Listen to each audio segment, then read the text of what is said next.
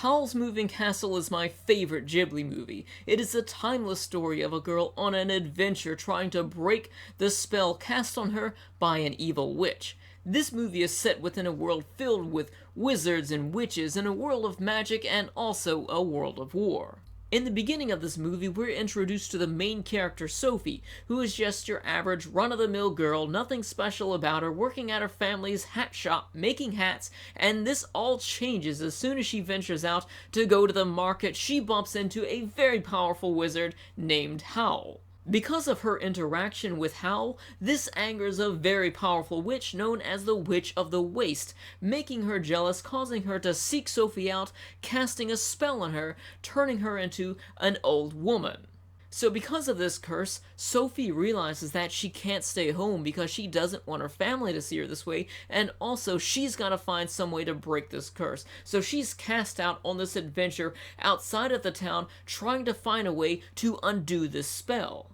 So that's the basic setup for the plot in Howl's Moving Castle. I'm not going to get into any major plot points of the story here. I'm not going to spoil any of it for you, but that's basically what happens within the first few minutes of the movie. And from here on out, we are on this great adventure, meeting very interesting and really good characters, and also we learn a little bit more about the world as well. And to be honest with you, the setting of this movie, I don't really care for it because it feels pretty isolated from the rest of the world, because we only learn about 3 areas here. We learn about the town that Sophie grows up in, we learn about the wilderness outside the town inhabited by witches and wizards, and also we learn about the town that they're currently at war with because of the disappearance of their prince. Some of my favorite things in this movie are the characters. We of course have Sophie, the main character, who's really level-headed and also has this great spirit, and despite having this terrible curse placed on her, she really remains calm and she keeps a level head on her shoulders, and she remains a great character throughout the entirety of the movie. And we also have Howl, who has this internal struggle with him, but also this external struggle with his freedom, because he'll have all of these different aliases and he'll have to pretend to be different people just so that he can remain doing whatever he wants, basically, just because he has all of these different aliases so that he can stay free. We also take a look at the Witch of the Waste, who has a little bit of depth to her story as well that we learn about later on in the movie, and also there are a few characters such as the Flame, and also the little boy that lives with him as well. There are a few characters here which are also lovable, but they really don't have the depth of the 3 major characters here, which are Sophie, the Witch of the Waste, and also Howl. There's also the symbolism, which adds to the beauty of this film, because some of the spells will have different effects depending on the mood of the character. Say, for example, Sophie. She is turned into this old woman, and whenever she's feeling bad or anything, her body gets really achy and it's hard for her to do anything, but whenever she's feeling good or confident or thinking about some of the things that she loves, you can see her actually change to get a little bit younger, and this change you can really relate to how the character feels, to the personality, to how they feel about life, and it's this way for not just her, but for everybody. Like, say, for Howl, for example, whenever he's feeling bad, you can actually see him turn all dark, and all of these evil spirits can come out of him, and things change with him, and also the same way with the Witch of the West as well, being the 3 major characters in this movie.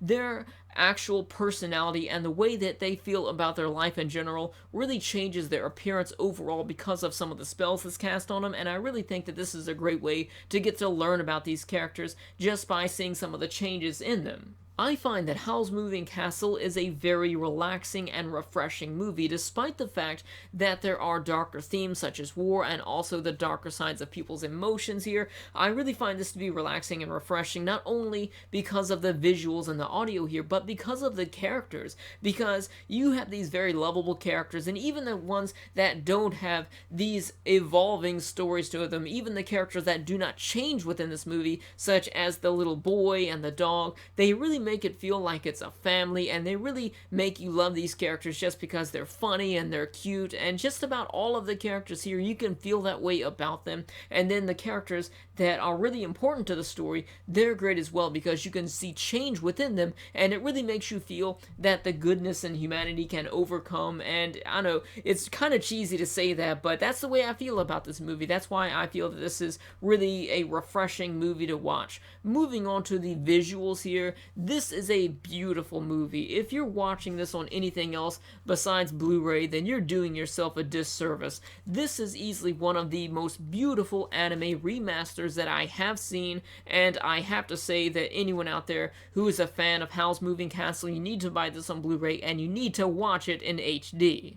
This movie is beautiful from start to finish. The contrast from the beauty of the nature with all of the flowers and the water and the sky and just this town that they live in, and the contrast of that with the darker spirits and also with the war scenes here. I really feel that both scenes are beautiful just because of its great animation. Even if it wasn't for the remaster, it's still a beautiful movie, but this remaster really takes it to that next level. Moving on to the audio here, I find that this has a very relaxing soundtrack to it. The background music is really relaxing, but then it also has a lot of contrast with the war scenes because that changes up and it's appropriate for that as well. It's not just the same type of music that goes throughout the movie because there are different themes at play here, so you get the same thing with the music. Moving on to the voice acting here. I have seen this movie, I don't even know how many times, and every time I watch this, I watch it with the English dub. The English dub to this is great.